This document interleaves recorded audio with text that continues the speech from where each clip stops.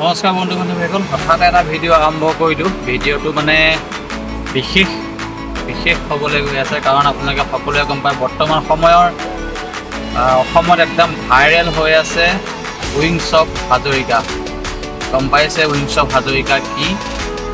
সুদূৰ মুম্বাইৰ পৰা অসমৰ এজন ব্যৱসায়ীয়ে অসমত এখন ৰেষ্টুৰেণ্ট, অলপ বেলেগ ধৰণৰ ৰেষ্টুৰেণ্ট সাজিবৰ বাবে উইংছ অফ হাজৰিকা নামে এখন এয়াৰবাছ বুলি ক'ব লাগিব, এখন এৰোপ্লেন আনি আছে, যিখন সুদূৰ মুম্বাইৰ পৰা আহি বৰ্তমান যোৰহাটত উপস্থিত হ'ব। আৰু এতিয়া বৰ্তমান আমি নুমলীগড় পাৰ হৈ আমি আহি আছোঁ। আমি বিশেষ এটা কামত নুমলীগড় গৈ আছিলোঁ, আৰু নুমলীগড়ৰ পৰা আহি থাকোঁতে আমি এতিয়া বাটতে সেই বৰ্তমান সময়ত সকলোৱে চাবলৈ ৰৈ থকা বা সকলোৱে অতি অধীৰ আগ্ৰহেৰে বাট চাই থকা সেই এৰোপ্লেনখন আমি বাটতে পাম এতিয়া, আৰু তাকে আপোনালোকক দেখাই যাম।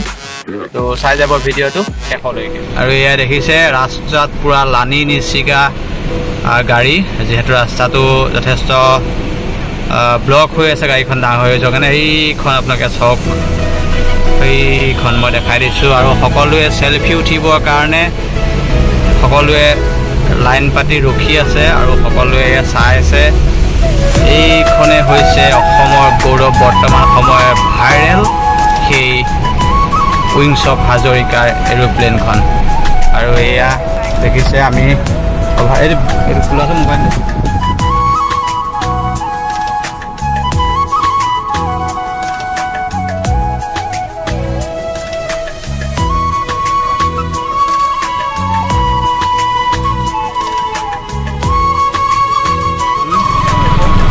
উইংছ অফ হাজৰিকাৰ ইয়াত লিখা আছে। অৱশ্যে ৰখাব পৰা হ'লে ভাল আছিল, ৰখাবলৈ ইয়াত যথেষ্ট ভিৰ, পুলিচেও ইয়াত ৰখাবলৈ নিদিয়ে। আৰু দেখিছে মানুহ পূৰা সেই এৰোপ্লেনখন চাবৰ কাৰণে ৰাস্তা কিনাৰত একদম মানুহে পূৰা লাইন পাতি আছে। তো ৰখিম বুলি ভাবিছিলোঁ, কিন্তু আমিও ৰখিবলৈ এতিয়া অকণমান দিগদাৰ, গাড়ীৰ কাষত ৰখাবৰ কাৰণে। দেখিছে পূৰা মানুহ চব পূৰা লাইন হৈ আছে মানুহ চাবৰ কাৰণে, ইমান মানুহ চব। আৰু সকলোৱে এটা আৱেগ, যিহেতু এৰোপ্লেন এখন উঠিবলৈ বা এৰোপ্লেন এখন চাবলৈ সকলোৱে হেঁপাহ কৰে, আৰু বিশেষকৈ যিহেতু অসমৰ এটা সম্পত্তি আহি আছে, গতিকে সকলোৱে আগ্ৰহেৰে বাট চাই আছে। এইডোখৰত এনেকৈ আদৰণি জনাবৰ কাৰণেও ৰখি আছে। এয়া আৰু সৌখন দূৰণিত চাওক, আহি আছে পূৰা এস্কৰ্ট দি পেলাই আনি আছে, আহি আছে। আৰু ওচৰৰ পৰা অকণমান দেখাবলৈ ৰখি দিলোঁ, আৰু এতিয়া আপোনাৰ ওচৰৰ পৰা দেখাবলৈ চেষ্টা কৰিম।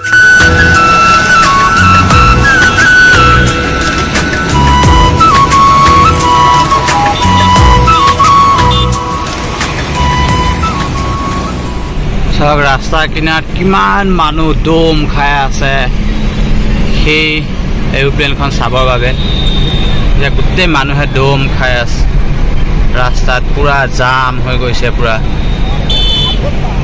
সেইখন গৈ আছে। কেনেকুৱা দৌৰিছে, চবফালে মানুহ দৌৰিছে চাবৰ বাবে।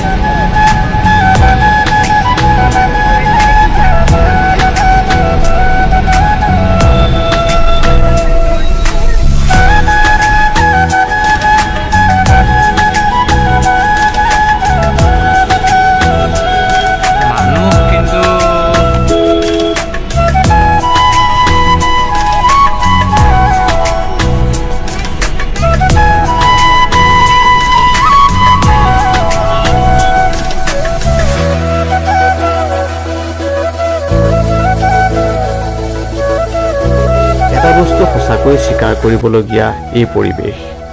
আপোনালোকে হয়তো দেখিছে প্ৰত্যেকজন মানুহে প্ৰত্যেকডোখৰ জেগাত ইমানেই মানুহ, এয়া মাত্ৰ কেৱল বেলেগ একো নহয়, এয়া মাত্ৰ মৰম, এয়া মাত্ৰ অসমীয়াৰ আৱেগ, এয়া হয়তো অসমীয়াৰ স্বাভিমান। সঁচাকৈ আজি এক সুকীয়া পৰিচয় দাঙি ধৰিলে ভাৰতৰ বুকুত।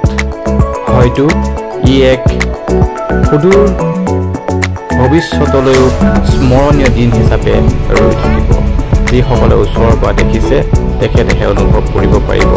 মই নুমলীগড়ৰ পৰা দেখি আহিছোঁ ৰাইজৰ যি উৎসাহ, সঁচাকৈয়ে চেলুট। আজি এজন অসমীয়া হিচাপে বুকু ডাঠ কৰি গৌৰৱ কৰিছোঁ।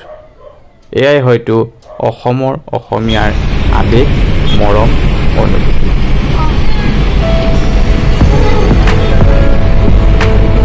আৰু যিমান পাৰোঁ দেখাবলৈ চেষ্টা কৰিছোঁ। গাড়ী চলাই থাকোঁতে অকণমান দিগদাৰো হৈছে, কাৰণ অকণমান ৰখি দিলেই গোটেই গাড়ীয়ে দম খাই আছে চবফালে। গতিকে যিমানকণ পাৰোঁ আপোনালোকক ভিডিঅ'টোৰ জৰিয়তে দেখাবলৈ চেষ্টা কৰিলোঁ।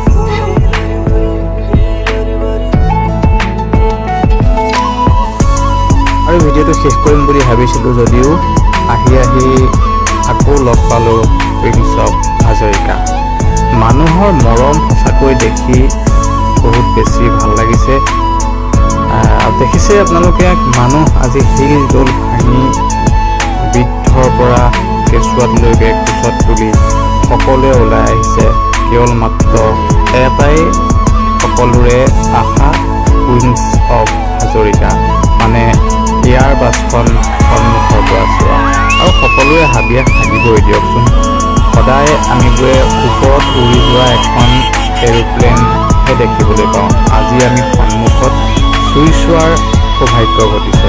আৰু দেখিছে আহি হাঁহ চৰা মানে ঘৰৰ ওচৰ পালোহি। তাত মই যোনফালে সোমাই আহিব লাগে সেইফালে সোমাই আহিব পৰা ৰাস্তা নাই।